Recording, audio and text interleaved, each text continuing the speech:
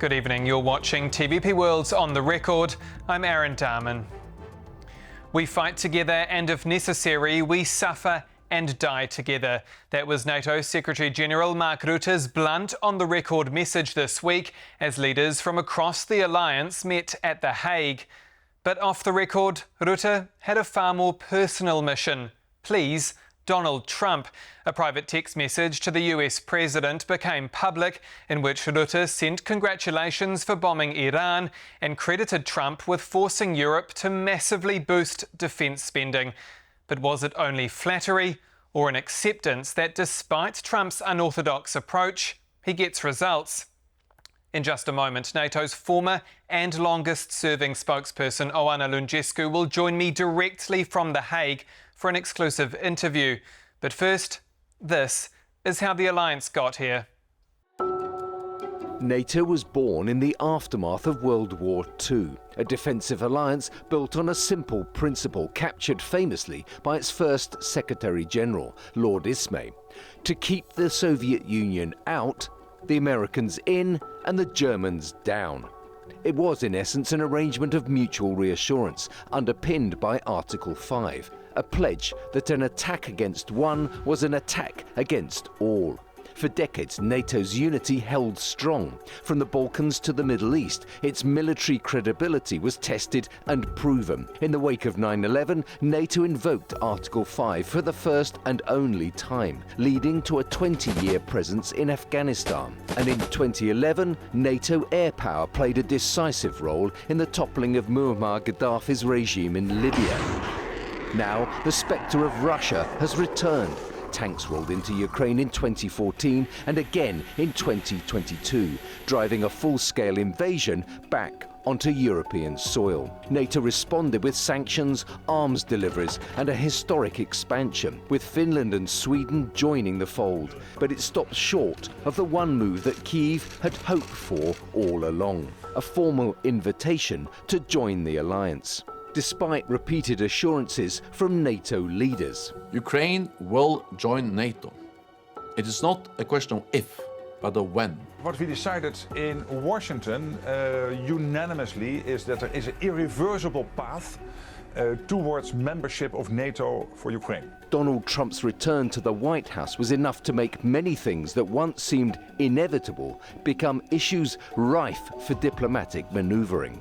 The United States does not believe that NATO membership for Ukraine is a realistic outcome of a negotiated settlement. European allies replaced commitments with conditional language and ambiguity. We never said that Ukraine would become a member of the alliance as part of a peace deal. While no one doubts who poses the greatest threat to the alliance's unity. The most significant and direct threat facing this alliance remains the Russian Federation. And nearly all member states are on board with raising defense spending to 5% of GDP. There's no hiding the fact that NATO faces one of its most testing eras yet. And joining me now is Oana Lungescu from The Hague. Good evening, thank you for joining us. Thank you for having me.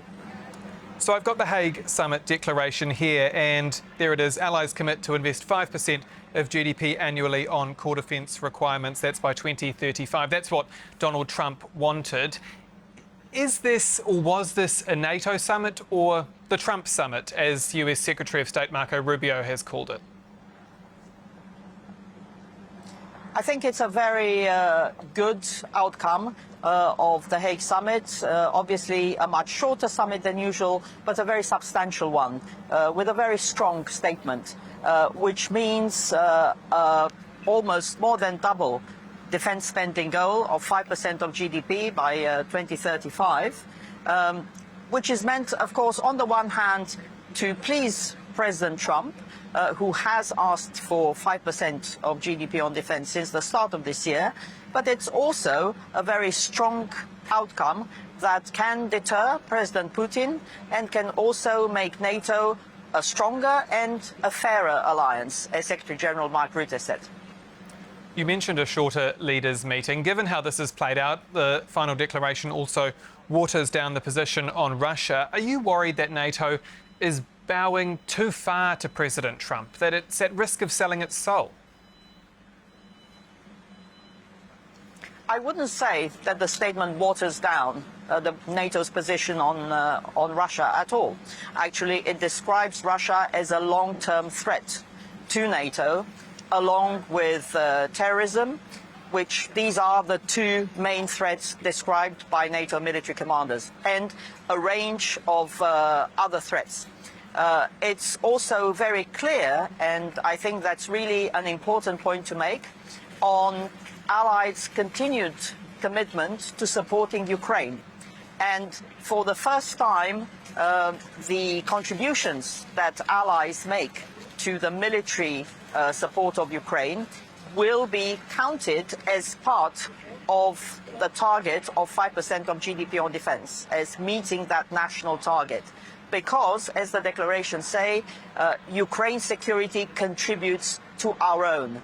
So it's a very clear statement about the fact that this is not just something that we do because it's nice to do, it's something that we have to do in our own national interest. And I think that that represents a commitment by allies to continue and strengthen support to Ukraine over the next decade. But the statement also doesn't explicitly condemn Russia's invasion of Ukraine. Do you think that's the Trump effect? The point that Mark Rutte made at the end of the summit was that this was meant to be a very short statement of 5 paragraphs, and actually the 5th paragraph is about the next summit, which will take place in Turkey next year. So the other 4 paragraphs focus first on allies reconfirming their commitment to Article 5, collective defense. An attack on one will be considered as an attack on all. And then the rest is focused on this figure of 5% and the fact that it means 3.5% of GDP on core defense spending, including troops and equipment, plus 1.5% of GDP on defense-related expenditure, such as stronger infrastructure and resilience. And then there's also a focus on continued support for Ukraine and finally an important point on strengthening defense industrial production and removing any trade barriers to defense industrial production.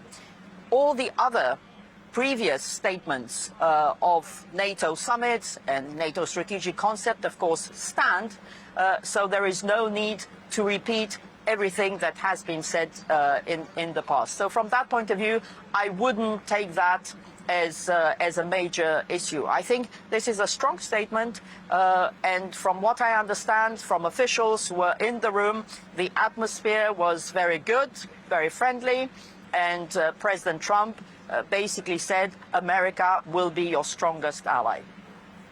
A few weeks ago, we spoke in Prague ahead of the summit, and we talked about how this was NATO's moment of truth. Where is that moment now? How has this summit left NATO in terms of its future prospects? I think it's a summit that has taken place exactly as Secretary General Rutte wanted it to take place. Short, sharp, focused, and sending a strong signal of unity without any surprises that people perhaps may have been afraid of. So this is sets the stage for the next battle, I would say, for NATO, which is engaging with Washington on the US posture review in Europe.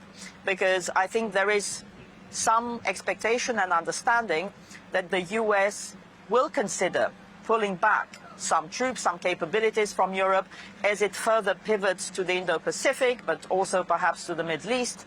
So the point now is to see what troops, how many troops, and what capabilities, if any, and in what time frame.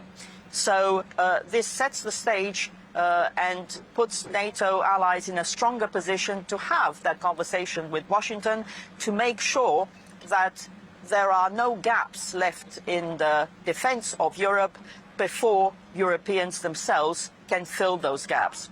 So the outcome of the summit is a stronger alliance, also a fairer alliance. And the point has to be that as we strengthen the European pillar of NATO, there are no gaps in Europe's defence. Given what you've pointed out, how important is that for the eastern flank in particular, that there are no gaps and that there is no point at which, well, the eastern flank is left exposed? That's absolutely vital for the eastern flank, but also, as Mark Rutte said, we're all on the eastern flank now. So I think that there's a growing realization with this agreement on 5% of GDP on defense that the threat of Russia is here to stay, it's for the long term, and that everybody has to play their part. This is the highest level of defense expenditure we've had in Europe since the Cold War. So it shows you the magnitude of the change and the threat, as our military commanders and our intelligence chiefs warn, that Russia could reconstitute and consider threatening NATO territory itself within perhaps 3 to 5 years. So, of course, countries like Poland, the Baltics and others are already very close to meeting 3.5 of GDP on defense and going well beyond that. And I thought it was very important what Foreign Minister Sikorski said here on the margins of the summit. Everybody has an army on its territory. It can be your own army or it could be a foreign army. And in the medium term, your own army, it's cheaper. And that's obviously a message also to the countries perhaps more remote, like Spain or Italy, further away from the east, that this is something that they need to take into account, and it's about defending Europe as a whole. There have been other countries like Spain that have been much more reluctant to ramp up their defence spending, perhaps given that they're further away than the likes of Poland. Let's talk about the 5% GDP figure. So it's 3.5% core defence cash and then 1.5% critical infrastructure, as you noted earlier on. Will member countries really be able to make such a big jump? Because it is a big jump, right? Absolutely. It's a very big jump. And some countries like Spain, Canada, Italy are only meeting the 2% target that was set 11 years ago this year.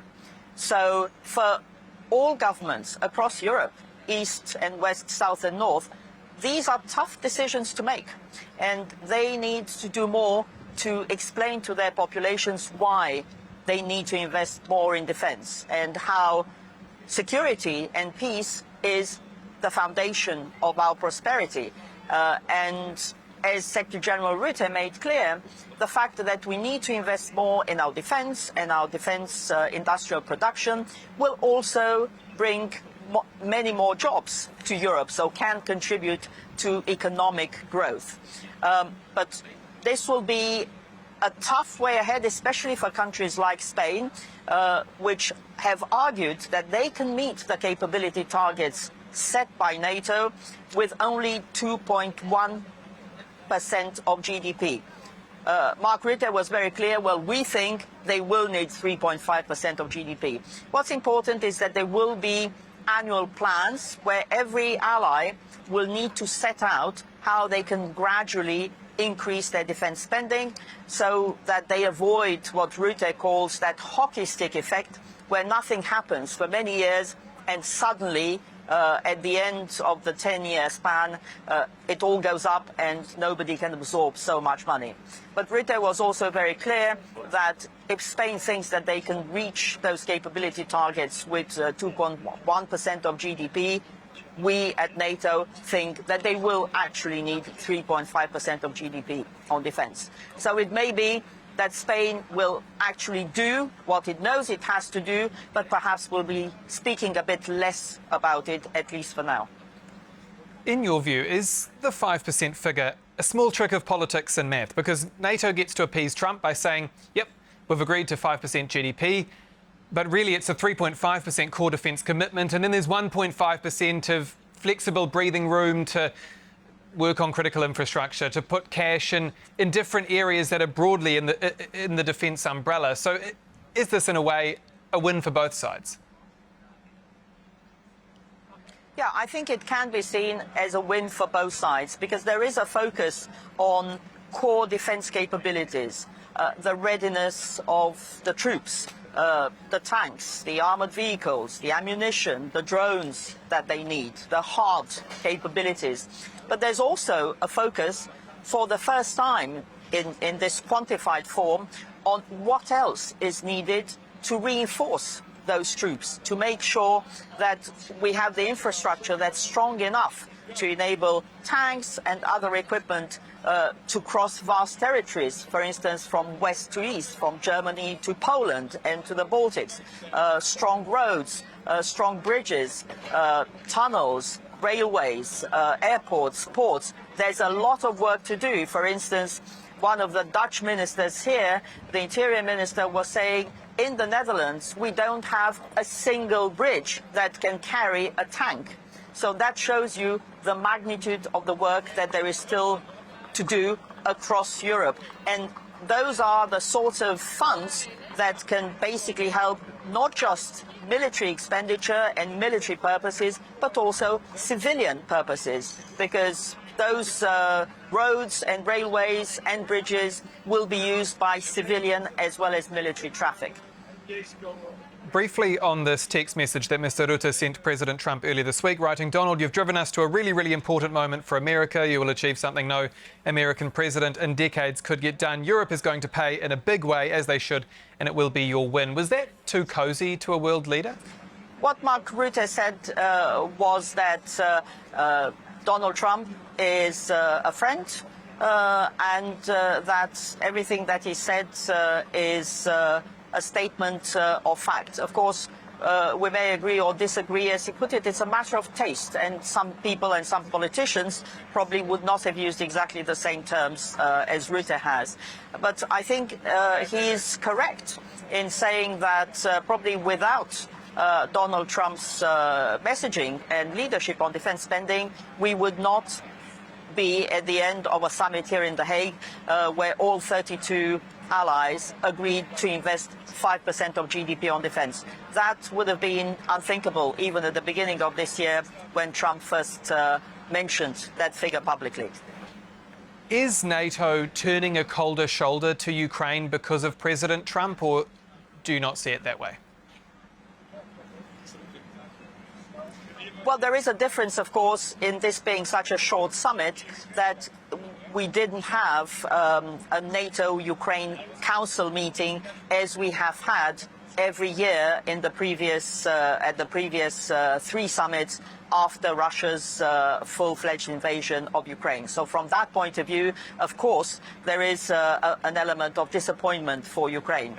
On the other hand, since they only had a single working session, which was only with 32 allied leaders, the format itself did not allow for a formal meeting with President Zelensky. However, President Zelensky is here in The Hague. He was part of the dinner at the Royal Palace last night. Ukraine was explicitly welcomed at the summit both by the King of the Netherlands and by Mark Rutte. And President Trump is expected to have a meeting with President Zelensky here today in The Hague. Moreover, the Ukrainian foreign minister took part in a meeting of NATO foreign ministers at in the format of the NATO-Ukraine Council.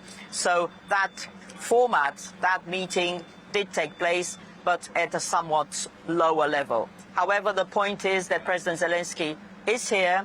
He is meeting with NATO leaders in different ways, including with President Trump. And that sends a message, together with a commitment to continued funding and military support to Ukraine, that Ukraine remains very much in the focus of NATO attention. And while I have you, can Ukraine be confident of this irreversible accession to NATO? There's been a lot of rhetoric on both sides over recent weeks, recent months, but can Ukraine remain confident that it will be part of NATO at some point? Secretary General Mark Rutte made a point in all his public statements here in The Hague to mention what has already been agreed at the Washington summit last year, that Ukraine has an irreversible path to NATO. So even though that exact phrasing is not mentioned as such in the short declaration of this summit here in The Hague, he's made clear that all the previous agreements stand, and he publicly recommitted to Ukraine's membership of NATO and the fact that the country has an irreversible path towards the alliance. NATO's former and longest-serving spokesperson direct from The Hague, Oana Lungescu, thank you so much for your time.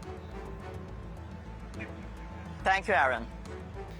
And that's all for On The Record this week. Do stay with us here on TVP World. I'm Aaron Dahmen. Good night.